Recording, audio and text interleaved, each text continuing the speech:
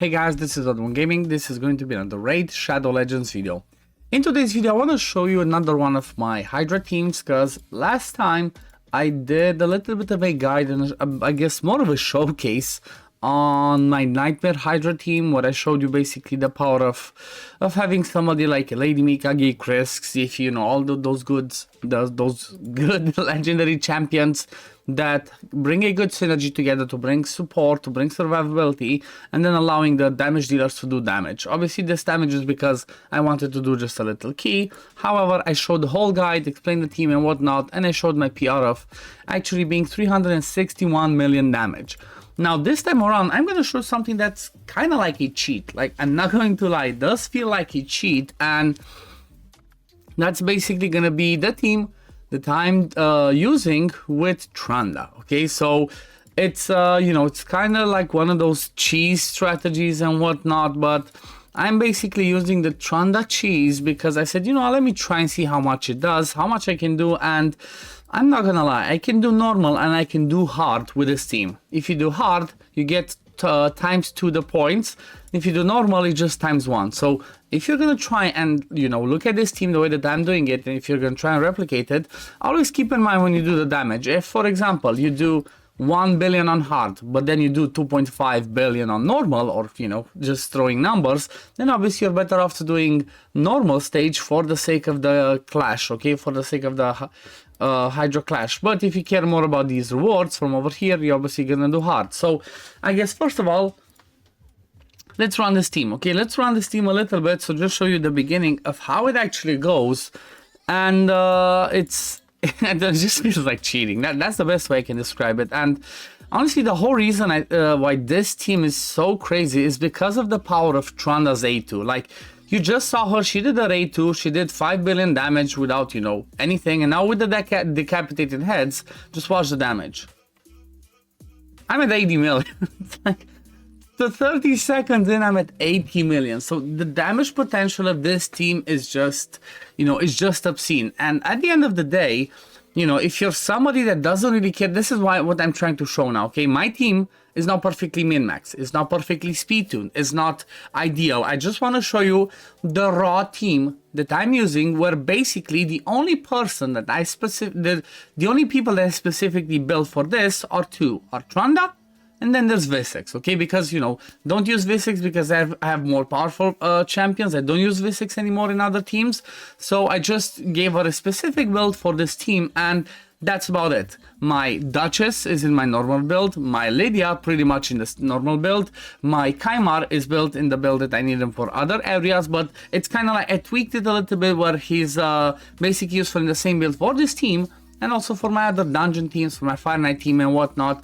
And then we have Gurptak, which honestly I didn't even build. Like, I barely have gear on him. So that's the reality of this team. So as long as you pretty much cover the basis of having the right buffs, having the right debuffs, you know, with the reset from somebody like Kaimar, you're just gonna be doing some obscene numbers, and it's just gonna be shock and awe. And the most beautiful part, from my point of view at least, the most beautiful part about this team is it's full auto. I don't even touch it. I don't even click. I do nothing.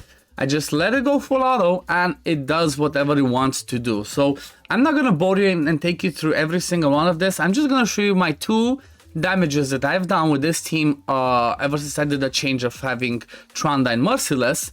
And then, you know, from there, I'm going to let you decide what do you think. But I'm also going to show the builds, explain, you know, try and give some replacements for this team, for the champions that I have and whatnot, because what I'm trying to show is the power of, if you have a Trunda and you care about Hydra Clash, it's 100% worth building Trunda for this, because she just does obscene. I mean, look at this. I'm just talking about 160 million on normal. It's just obscene, you know, it's just insane. So let's look at the damages that I do. So first of all, this is my PR on hard. Again, full auto. I didn't touch it. I didn't do anything. 1.1 billion. So 1,120. Oh my god, 1,125 million. I'm a bit sleepy. I had you know, being a parent, you wake up during the night, and some of that is sometimes your brain's a bit foggy. But basically, I did over 1 billion on hard, which means this is 2.2 billion Hydra Clash points with a team that's just full auto, where, you know, free champion, and obviously some of these ones or, you know, Duchess is not free, Chimer's not free, Garptak is not free. But even if you don't have everything in here, I'm going to try and give some ideas for replacements, but even if you don't have everything in here, you can still do it. Just, you know, it might not be the same amount of damage. So this was the damage I did on hard. Now, when it comes to normal, I did even more. So this is the comparison I was talking about earlier. I did almost 3 billion on normal compared to 1.1 billion on hard, which means this would be 2.2 billion, and then this one would be 3 billion on normal. So, you know, it's definitely a big difference, almost 1 billion extra damage on normal. So I'm obviously gonna be doing normal for the sake of Hydra Clash when I care about this damage.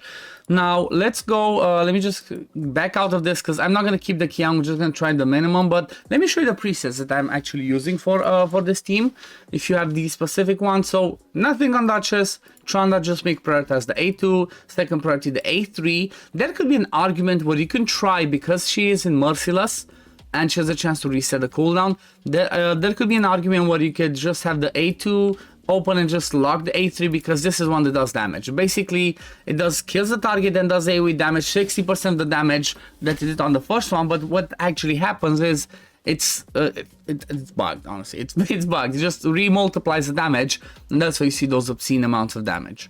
Now, when it comes to V6, I prioritize her decreased speed because you want those heads to stay decapitated as much as possible. But then after that, I do the provoke. However, I open with the provoke in case the head of decays there, so I can try and keep it busy. Chimar, turn off the A2. You don't care about the A2. Open with the A1. Then prioritize the reset. The reason I'm opening with the A1 is because I want Trunda to have a big smack. I want everybody to do their first skills first, so I want him to do the A1 and then he can do the A3. And obviously by having Duchess be faster than him, I do not have to worry about the Head of Torment. If you don't have somebody like a Duchess or bring in somebody like a Shamel, then you're gonna have to just open with a reset so you don't get true feared. Garptak, he does whatever, but he's mostly going to prioritize the A3. And then Lydia, because I have a reflex, I turn off the A3 and then I just use the A2 with her. Now, let me just do one, let me see. I'm just going to quickly, actually, if I'm just going to tank, let me just do the minimum over here. What's that? 20.4. So yeah, because we're trying, you know, to do with the Hydra Clash kind of like same way as CDC, we're basically tanking this week, so we're doing just minimum damage possible that we need, and that's it. So I need, what do I need? I need 20.4 million. So as soon as I hit the 20.4 million, which is going to be after this smack, I'm just going to back out, end the battle, save the key, and that's it for the day. But I also wanted to do this now because it makes it easier. Okay, that's it. Let's see, 31 million. Okay, we're out. On hard, we're pretty good. Keep the result. But 24 seconds, 31 million. What more do you want? Okay, what more do you want? Now then, let me show you the builds, because that's what I wanted to show you. And again, I'm going to try and give replacement. So Duchess is in my arena build. She's basically in protection and fast with some survivability, and then the arena mastery. So nothing specific over here. Duchess can be replaced by somebody like an arbiter, by somebody like you know, anybody basically brings you the increased attack. You can bring a Mestrala on the team, but do keep in mind that there might be, you know, you might have the requirement of bringing somebody to deal with the Head of Torment. So that's where you would drop somebody else maybe from the team to bring in something like a Shamel. Then I have V6 in a curse set, because you know what, she brings 2 AoEs on the A2 and the A3, which means she's gonna be the perfect candidate to always land Hex. V6 can be somebody maybe like a Kresk or somebody else, again same principle, somebody that brings you these ones. But I just remembered something, if you don't have somebody like a Duchess, and you know, you don't want to bring Arbiter, but you still need a way to deal with the Head of Torment, you can bring, instead of these two, you can have an Inquisitor Shamel. But then you can bring, if you fused her, which that's what I'm going to try and do, you can bring, where is she? Estrid Dreamsong. The reason for that is she's perfect for this team, as she brings you increased speed, increased attack, that you need for Trunda, turn meter boost, grants an extra turn, and she also brings you the AoE decreased speed and weaken. And then if you don't want to use Lady on this team, you just bring somebody else that brings you decreased defense and block buff. So you can bring somebody like an Ugo, okay, if you don't have a Garptak. Obviously, you're going to lose some of the damage that Garptak provides, but you know, there are options. I'm trying to give you options, trying to give you ways of actually doing a team with Trunda, that as much as you can. So, yeah, V6 Cursed, War Master, and then down the support tree. Then Lady, I do have her in a reflex set because I wanted to do the A2 as much as possible to make sure we have decreased defense, weaken out there, and increased speed and strengthen on myself. So that's why the reflex, and then War Master and down the support tree again. These are her stats, 259. Obviously, I have some Hydra bonuses, so I get a bit more speed, I get a bit more accuracy, some survivability. Let me show you again for her. So for Hydra battles, I have around 242. I gained the extra, what, 12 speed, so, you know, keep that in mind.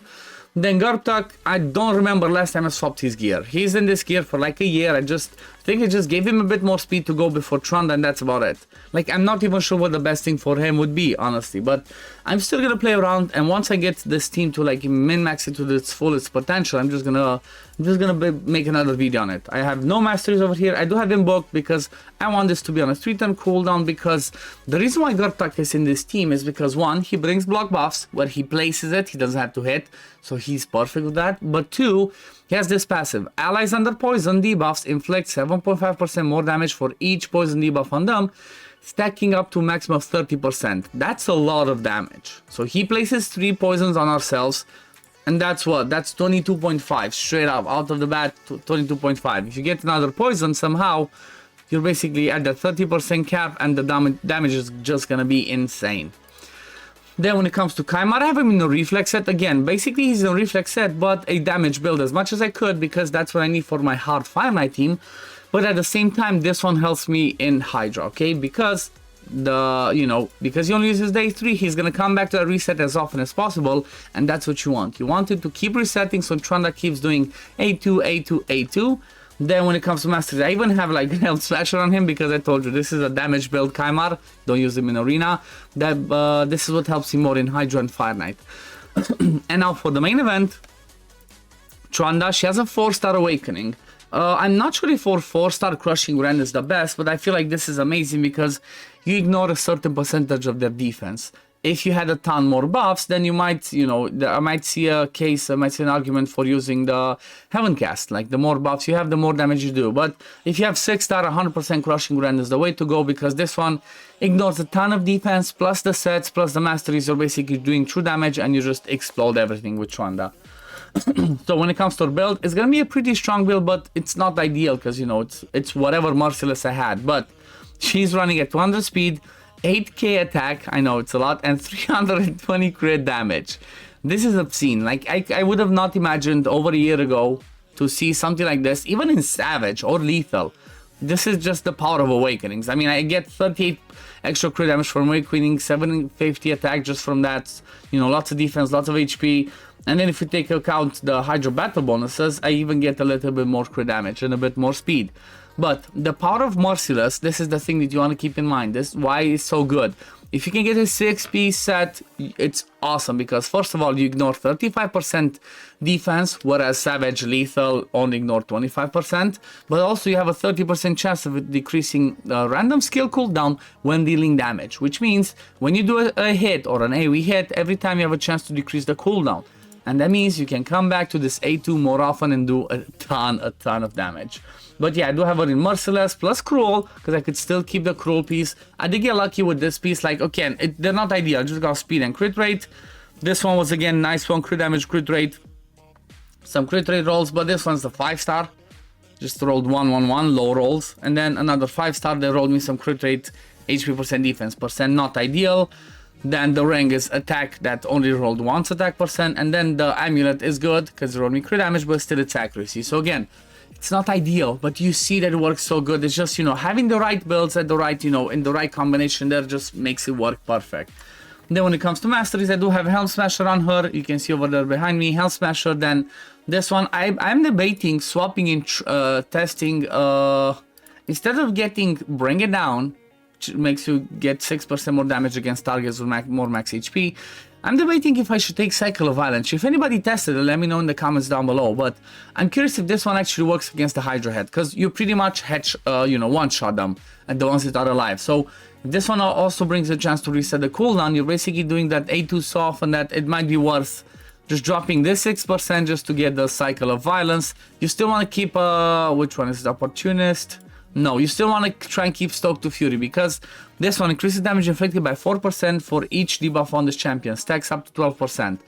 This one paired with Gartak, you basically get that 22.5% from Gartak plus another 12%. So, you know, basically it's all about giving Trunda as much damage as possible, and then she's just gonna explode those Hydra heads. But yeah, so I pretty much gave you like replacement ideas for Duchess, for V6. For Lady Anna, like I said, you can bring an Ugo in there, that decrease defense and block buffs. Then it allows you to bring somebody like a Shamel to deal with the Head of Torment. When it comes to reset, unfortunately, it's just Prince Kaimar and Yumiko's. Yumiko's are the best ones. If you have double Yumiko, they just reset each other. I only have Kaimar, so you know, I worked with what I had. I know there's also some other options where you can use Emek, Painkeepers, Nias, stuff like that.